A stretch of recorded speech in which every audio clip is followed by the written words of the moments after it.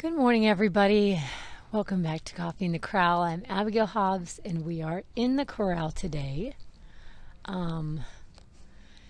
However, I am hidden up against the barn in this teeny little corner I've wedged myself in because it's so windy today. We had a huge storm last night.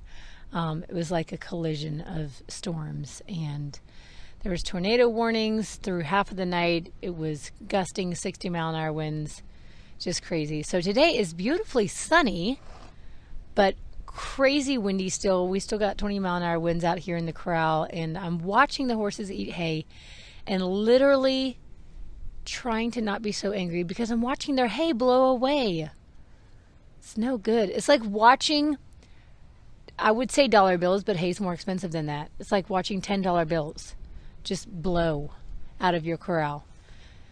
So yeah, I'm going to figure something else out for this hay today. Maybe put it in some crates or something where the hay can't blow away.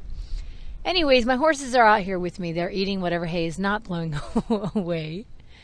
And Deo's by my side. And we're back for another episode. And this week, I don't know, you guys, it's going to be a little bit of a sad one. Honestly, I've tried to not think too much about it because it's hard today.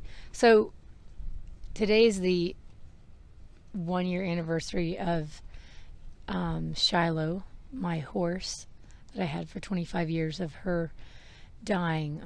I don't know. What are you supposed to say? Dying, passing away. Just nothing sounds right.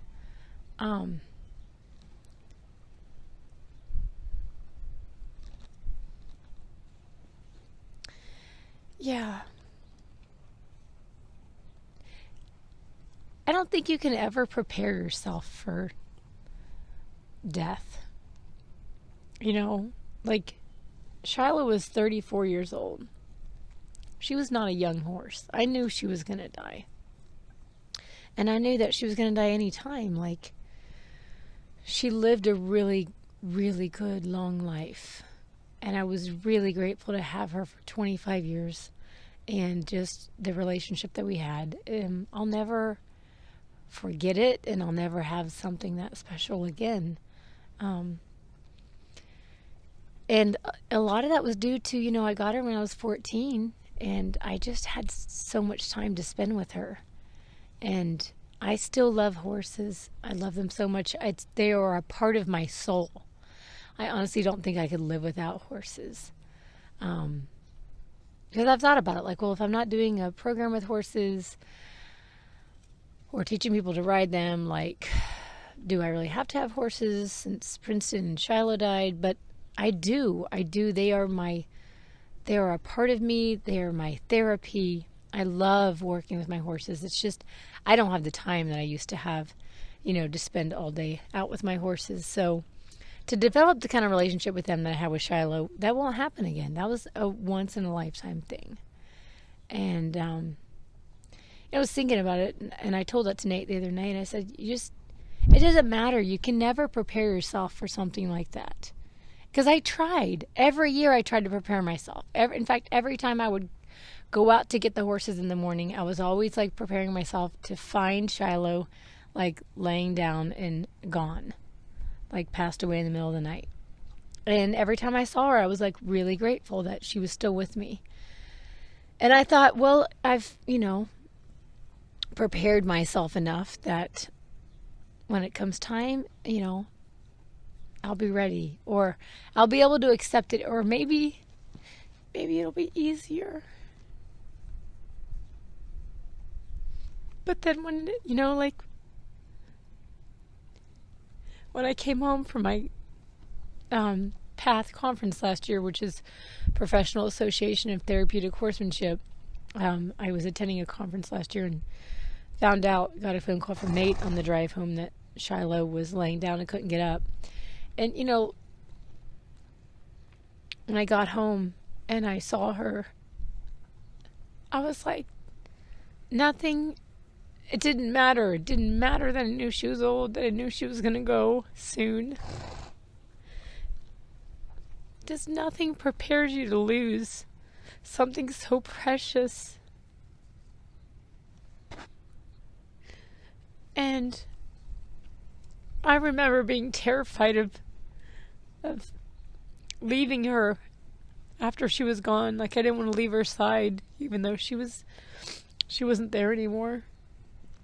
I just couldn't bear the thought of her not being with me. So anyways, today I was like, don't talk about this. This will be depressing, but I really want to just honor her today and remember her.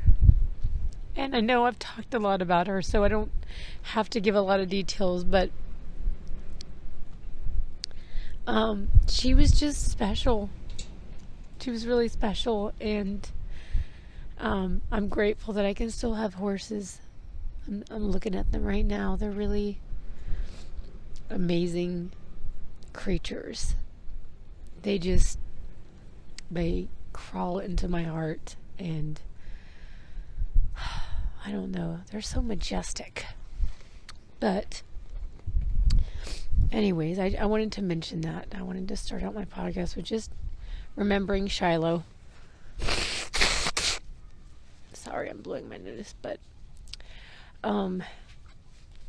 and honoring her and the legacy that she passed on and is living on through not just me, but every student and person that she touched. And I have this board above my bed with the picture that I put a picture on this board and I painted it, and then I sealed it with this really pretty I don't know what, decoupage or something. I don't know what it's called exactly, but anyways, it's this picture of Shiloh, and it's right after we moved here, and she's trotting through the field really with this really regal look. She was such a regal mare. And when I looked at that picture, I felt like what Shiloh was telling me is don't give up. Don't give up. Never give up. And she always impressed me because she learned so many different things. She was so versatile. And I was constantly impressed with her, and just not just all the different things she could do, but just what an amazing leader she was. And, she had hardship in her life. When I bought her, she had a baby that had to stay. I couldn't afford a baby. He was 2 years old at the time, but I think it's easy for us to overlook that horses get attached too. And they have feelings too. They have emotions. They have feelings. So Shiloh got taken away from her baby and then moved to a different place. And then we moved again to a different place in Tennessee when we were in the colt. And then when Nate and I moved to Colorado, she made a trip across the country, and then we moved to Missouri. So she had hardship that she dealt with and a lot of change. And that's difficult on animals too. They don't get any say-so. They don't have any control over that. But she just adjusted and did her best. And so that inspires me whenever I think of it. Like,